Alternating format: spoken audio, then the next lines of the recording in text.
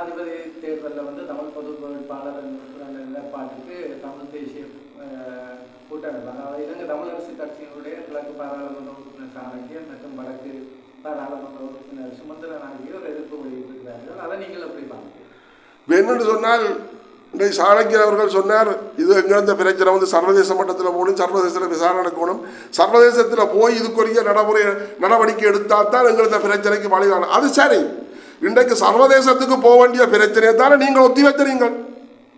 இன்றைக்கு நல்லாட்சி அரசாங்கம் நடக்கல, போர் குற்ற விசாரணைக்கு இன்றைக்கு சர்வதேசம் அழைத்தது. அன்றைக்கு அந்த அரசாங்கம் என்ன சொன்னது, 2 வருஷ காலவாசம் கேட்டது. 2 வருஷ காலவாசம் கேட்கல, நீங்களே ஒத்து போனீங்கள். நீங்கள் என்ன காரணத்துக்கு வர ஒத்து போனீங்க? உங்களுக்கு என்ன இருக்குது?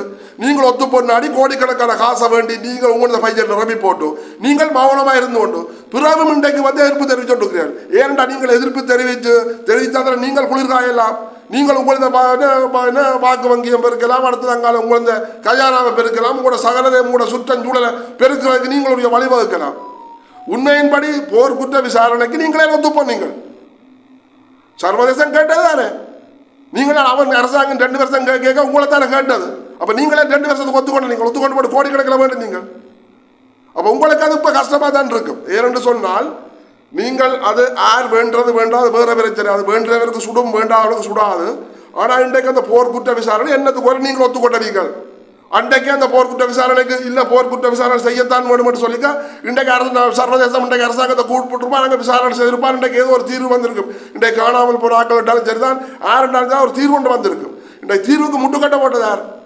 முழு பேர் நீங்கள். அவர் ஒருத்தர் ஜனாதிபதி என்ன 1 வருஷம் இருக்கணும். இவர் இன்றைக்கு பொதுமக்கள் இன்றைக்கு பொது வேட்பாளர் நிறுத்தக்கூடாது. ஏன்னு நான் நிறுத்தினால் உங்களுக்கு எல்லாம் உங்களுக்கு வயலில் அடிவிட போகுது.